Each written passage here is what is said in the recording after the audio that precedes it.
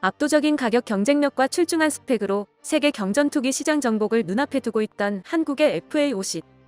폴란드 수출을 기점으로 블록 20 업그레이드도 확정되면서 FA50의 자리를 넘볼 기종은 나타나지 않을 것으로 보였는데요. 얼마 전 중국에서 유출된 사진이 전 세계적으로 큰 파장을 불러일으키고 있습니다. 중국에서 제작된 경전투기의 사진이 유출된 것인데요. 괘씸하게도 미국의 F5와 한국의 FA50을 섞어서 베낀 듯한 형상을 하고 있어 많은 밀리터리 매니아들의 입방아에 오르내리고 있습니다. 이 새로운 경전투기는 FA50의 강력한 경쟁자로 주목받고 있습니다. 성능면에서 FA50에는 전혀 미치지 못하지만 어처구니가 없을 정도로 싼 가격을 무기로 공격적인 판촉에 나선 상태입니다. 아니나 다를까 중국이 만들었기 때문이죠. 세계 전투기 시장의 뜨거운 감자로 떠오른 중국의 FTC 2000G에 대해서 지금부터 상세히 뜯어보도록 하겠습니다. F-22 랩터로 대표되는 5세대 전투기가 세상의 모습을 드러내고 나서 미래의 공중전은 5세대 전투기가 지배하게 될 것으로 여겨졌습니다. 이런 예상이 아주 틀린 것은 아니었습니다. 현재 공중전의 승패를 판가름하는 열쇠는 5세대 전투기에 달려있다고 해도 과언은 아니기 때문입니다. 하지만 모든 공중전이 5세대 전투기를 주역으로 삼아 이루어질 수는 없는데요. F-22 같은 미국제 5세대기가 너무 앞서 나간 존재다 보니 비슷한 성능으로 재현하는 것조차 하늘의 별 따기였기 때문입니다. 1990년대에 만들어진 F-22에 견줄 수 있다고 주장하는 다른 5세대기가 등장한 것도 무려 20년이 지난 2010년대였을 정도니 말 다했죠. 그나마도 러시아제와 중국제라서 그 성능의 진위를 크게 의심받고 있는 상황. 2022년 현재도 5세대기를 보유하고 있다는 것은 미국의 우방이라 미국이 5세대기를 팔아줬다는 의미와 다르지 않습니다. 5세대기의 등장을 통해 공중전에 대한 각국군의 인식과 교리는 크게 바뀌었습니다. 하지만 도저히 따라잡을 수 없는 기술 격차를 메우지 못해 혹은 천문학적인 비용 문제를 감당하지 못해 여전히 대부분의 공중전은 5세대에 한참 못 미치는 성능의 전투기로 치러지고 있는데요. 슬슬 세계 각국은 5세대급 기술의 개발을 시간에 맡겨두고 당장의 안보는 4.5세대 전투기에 맡기는 방향으로 현실과 타협하고 있습니다. 이미 기술의 첨단은 6세대 전투기를 가리키고 있지만 안보 위기를 겪는 국가들이 모두 이런 최첨단 무기를 갖출 수는 없었기 때문이죠. 대신 완전 스텔스를 제외한 5세대기의 일부 성능을 갖춘 4.5세대 전투기로 공군 전력의 평균을 끌어올리는 방법을 택한 것입니다. 이런 상황은 5세대 전투기의 시대를 연 미국조차 다르지 않습니다. 아무리 국방비 투자가 많은 미국이라도 공군 전투기 전부를 F-22나 F-35 같은 5세대 스텔스기로 도배해놓고 운용할 방법은 없습니다. 미군 역시 F-15 이글, FA-18 호넷, F-16 파이팅 펠컨 등 잘 만든 과거의 기체들을 개량 및 현대화시켜서 지금까지도 잘 활용하고 있죠. 한국을 포함한 다른 많은 국가들도 이런 전략을 따라 4.5세대 기체들로 주 전력을 채우고 소량 도입한 5세대 기체로 군사적 억지력을 형성하는 하이로 믹스를 채택하고 있습니다. 이런 기류가 형성된 것이 근래의 일은 아니지만 러시아의 우크라이나 침공은 전 세계가 이러한 기류에 편승하는 속도를 가속시키는 계기가 되었습니다. 한치라도 어긋났다가는 세계대전으로 번질 수 있는 상황에서 세계 각국은 생존을 위해 허겁지겁 국방력 강화에 나섰습니다. 그리고 그 반사이익을 가장 크게 본 나라가 바로 한국이었죠. 4.5세대 전투기에 대한 세계적인 수요가 삽시간에 폭발한 때에 비해 정작 미국을 제외하면 제대로 된 전투기를 만들 수 있는 나라가 몇 되지가 않았습니다. 하지만 미국은 적이 될 가능성이 조금이라도 있는 나라라면 절대로 자국산 무기를 내주지 않습니다. 그런 상황에서 고를 수 있는 옵션은 인도의 테자스, 이탈리아의 M346, 파키스탄의 JF-17, 그리고 한국의 FA-50 정도가 있었는데요. 냉정하게 말해서 FA-50을 제외하고는 전부 심각한 문제점을 안고 있는 하자품들입니다. 테자스는 인도가 장장 40년에 걸쳐서 만들었는데 자국 공군조차 그 성능을 신뢰하지 않아서 인수를 거부하는 항명 사태까지 일어났던 물건입니다. 게다가 가격도 거의 F-35A에 달하는 수준으로 책정돼서 사갈 이유가 전혀 없는 애물단지가 되어버렸습니다. M346은 일단 초음속 비행이 불가능한 데다 제대로 된 공중전 수행 능력이 없어 입찰 경쟁에 이겨본 적이 없죠.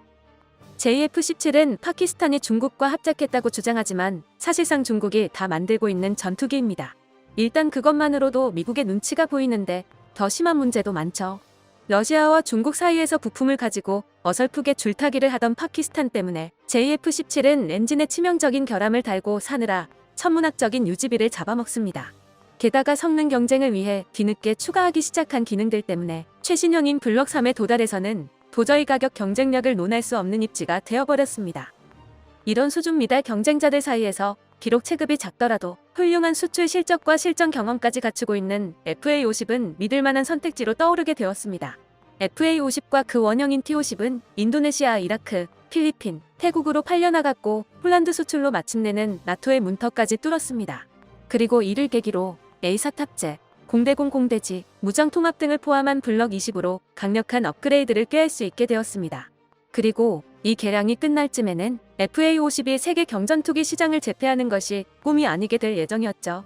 그런데 여기서 예상치 못한 복병이 나타났습니다. 그 이름은 FTC 2000G. 중국에서 JL9 훈련기를 개조해서 만든 경전투기였습니다. FTC 2000G의 스펙은 사실 FA50에 비할 바가 못됩니다. 최대 속도 마하 1.2, 폭장량 역시 3톤으로 솔직히 말해서 FA50이 도저히 자랑할 수 없는 스펙에 있어서도 모자라는 모습을 보여주기 때문입니다. 그런데 어떻게 이런 전투기가 FA50의 지위를 흔들 수가 있는 걸까요? 그 원인은 바로 가격에 있었습니다. FA50도 가성비로는 어디 내놓더라도 부족하지 않지만 FTC 2000G의 가격은 상상을 초월하는 수준입니다. 기본가가 40에서 50억, 풀옵션이 80에서 100억이라는 말도 안 되는 가격인데요. FA50이 최근 폴란드에 판매되며 도장을 찍었을 때 대당 가격이 약 811억 원이었는데 이 정도조차 다른 경쟁 기체들의 반값 수준이었습니다. 그런데 FTC 2000G는 그 FA50의 8분의 1 가격이라는 것입니다. 민수용 경비행기의 가격이 20억 원짜리라는 것을 생각하면 상식을 파괴하는 수준입니다. 이런 일이 가능했던 이유는 FTC 2000G의 원본인 JL9이 냉전 시대를 휘날렸던 소현제 전투기 미그 21을 바탕으로 만들어졌기 때문입니다. 중국에서 라이센스 생산한 분량만 해도 수천 대에 달하다 보니 생산 단가를 극한까지 줄일 수가 있었던 것이죠. 그 결과 거의 장갑차 가격으로 전투기를 살 수 있다 보니 벌써부터 중국 무기를 사는 데에 거리낌이 없는 나라 몇몇이 이를 사갔습니다. FTC 2000G에는 JF-17 블락3와 동급인 수출용 A사 레이더 LFK-601가 탑재되어 있고 중국판 암람으로 불리는 PLC미 중거리 공대공 미사일이 통합되어 있어 사거리 90km 이상의 BVR 전투까지 가능하다고 합니다. 더불어 중국제 공대함 공대지, 대레이더 미사일 역시 탑재할 수 있고 정밀 유도 폭탄도 달 수 있다고 하죠. 객관적으로 봐도 가격에 비해서 상당한 성능입니다. 물론 중국산인 만큼 이 전투기가 제대로 작동을 하는지는 두고 봐야 하는 일이지만 저 압도적인 가성비는 어느 정도의 하자조차 감수하고 쓸 가치가 있는 정도입니다. 가격도 성능도 놓쳐버린 JF-17의 실패를 딛고 탄생한 FTC 2000G는 이제 정말로 FA50의 수출기를 막을지도 모르는 경쟁자가 되었습니다. 수출 시장에서 FA50의 강점 중 하나는 미국과의 관계가 껄끄럽거나 미국이 자국 전투기 수출을 거부한 적이 있었더라도 한국과는 거래할 수 있는 가능성이 있다는 것이었습니다. 하지만 FTC 2000G가 등장한 이상 그런 나라들이 그냥 FA50을 포기하고 중국과 손을 잡는 방향으로 선회할 가능성이 생겼습니다. 세계는 냉전을 거치며 이런 구도를 이미 경험해 본 적이 있죠. 미국이 과거 전 세계의 동맹국에 수천 대나 팔아댄 F 프리덤 파이터와 구소련이 마찬가지로 동구권 국가들에 엄청나게 팔았던 미그 21의 경쟁 구도입니다. F5의 경우 우리나라만 해도 무려 340기를 도입했고 대만은 400기가 넘게 도입했을 만큼 서구권 전체에 널리 보급됐고 그 이름처럼 냉전기 서방 자유세계 공군의 상징과 같은 존재가 되었습니다. 한편 미그 21도 총 생산량만 1만 대가 넘는 베스트셀러죠. 미그 21 역시 F5와 마찬가지로 냉전기 동구권을 상징하는 무기였습니다. 그런데 얄궂게도 정작 FTC 2000G의 외형은 기반이 된 미그 21보다는 F5와 FA50을 쏙 빼닮았습니다. 전투기를 비롯한 항공기에 있어서 그 형상은 곧 성능을 나타냅니다.